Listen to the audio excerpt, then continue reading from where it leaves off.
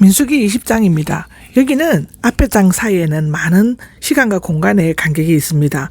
앞서 14장에는 이스라엘 백성들이 정탐꾼들이 불신앙적인 보고 때문에 바로 눈앞에 둔 가나안 땅에 들어가지 못하고 죽음과 절망의 강야로 되돌아간 사건을 기록했죠. 여기는 38년 동안의 방황 생활을 마치고 또다시 원래의 출발지였던 가데스 바네아로 돌아온 것을 다루고 있습니다. 38년 동안의 강야 생활에 대한 기록이 없는 것은 그 기간이 저주스럽고 무의미한 것임을 나타낸다고 하는데요. 특히 여기는 가나안 땅으로 들어갈 세대가 강야에서 성장한 새 세대로 바뀐 것처럼 구속사의 주역들도 교체되는 것을 암시해주고 있습니다.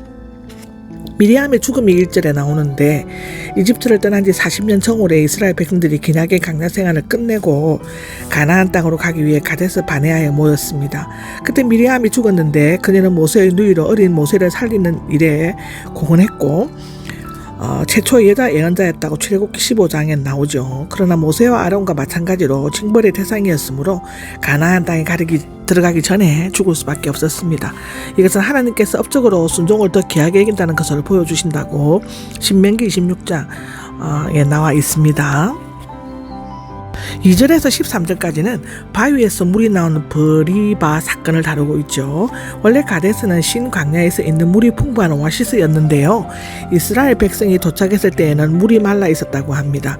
그들은 또다시 모세를 원망하면서 이집트에서 나오게 해서 이 못된 곳으로 이끌어왔다고 비난하기 시작했죠.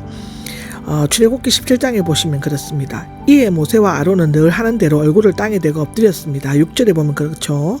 여호와 영광이 그들에게 나타났다는데 이에 여호와께서는 바위에서 물을 내라고 명령하였다라고 말씀하셨습니다.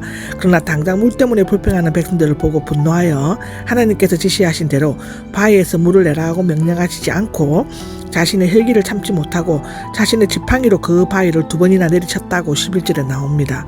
이것은 마치 자신들이 물을 주는 것처럼 반석을 거쳐서 물이 나오게 했던 것으로 보여질 수 있는데요. 사실상 모세와 아론은 이집트에서 나와 강야 생활을 하는 동안에 목숨을 각오하고 완악한 백성을 위해 헌신적으로 수고하였습니다. 그러나 가게에 놀랍고도 감격스러운 하나님의 은혜를 잃어버리고 한순간 자신이 마치 하나님이나 된 것처럼 백성을 정죄하고 심판하려는 중대한 실수를 저질렀습니다. 10절에 그렇게 나옵니다.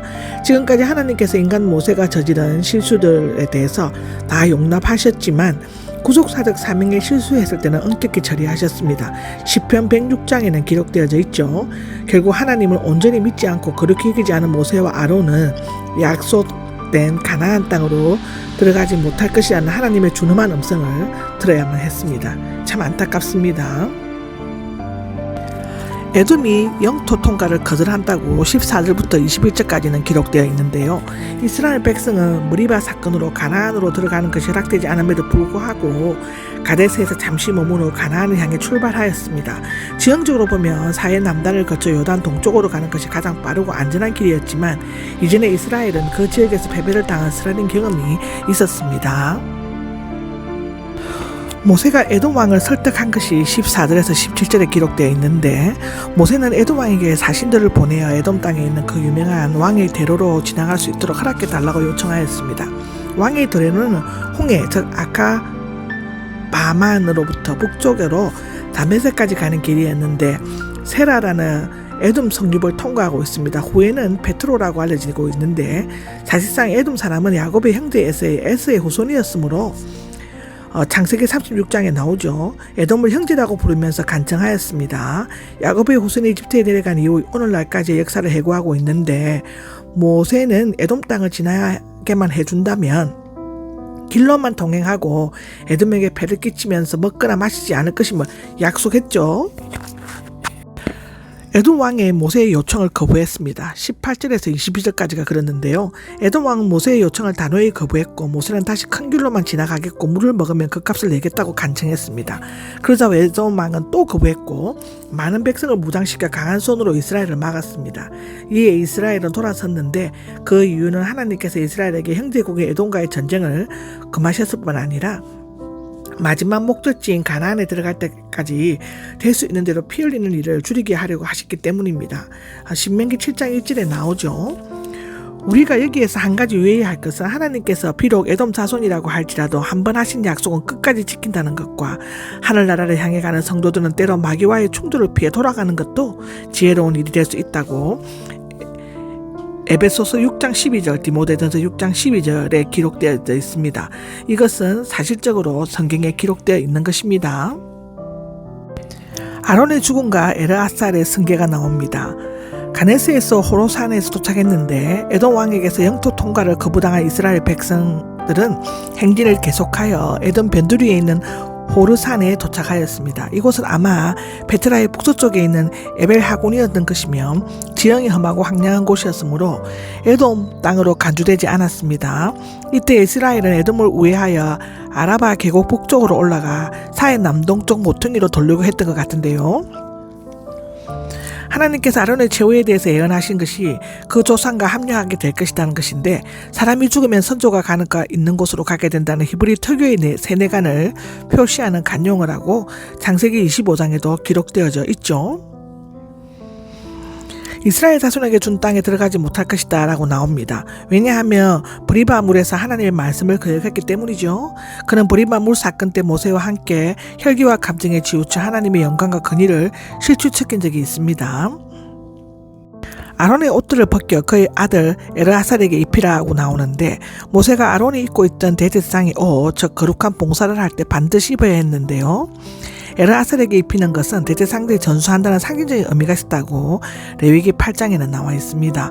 하나님께서는 언제나 사람을 그 지위와 신분이 아닌 말씀에 대한 순종 여부에 따라 심판하신다고 고린도후서 5장 10절에는 나오죠.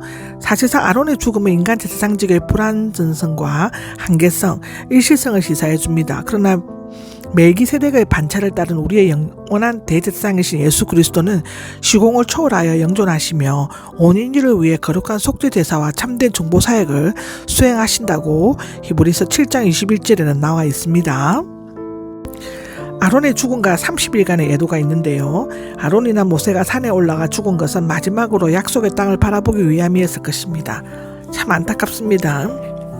앞서 미리암은 이집트를 떠난 지 40년 1개월에 가데스에 도착하여 거하는 동안 죽었습니다. 아론은 같은 해 5월 1일에 호로산에서 죽었습니다. 이집트에서 나올 때 나이가 83세였으므로 123세를 산 셈입니다. 모세는 같은 해 11월 1일에 긴 고별 설교를 끝낸 후 120세에 죽었죠. 야곱을 위해서 7일간 애곡한 반면 모세와 아론을 위해서는 30일 애곡한 것은 두 사람의 민족의 최고 지도자였음을 존중했음을 나타내어 보여주고 있습니다. 출애굽기 12장, 신명기 36장에 나오죠. 결국 이집트에서부터 이스라엘을 이끌어온 새 지도자들은 하나님께서 말씀하신 대로 징계를 받아 가나안 땅에 들어가기 수개월 전에 모두 죽음을 맞이하였습니다. 이것은 하나님의 공의에서 예의가 있을 수 없고 하나님의 법을 완전히 충족시킬 자는 한 사람도 없으며 하늘나라에 들어가려면 자신의 공로나 지위가 아니라 오직 하나님의 은혜와 사랑으로만 가능하다는 사실을 보여주고 있습니다.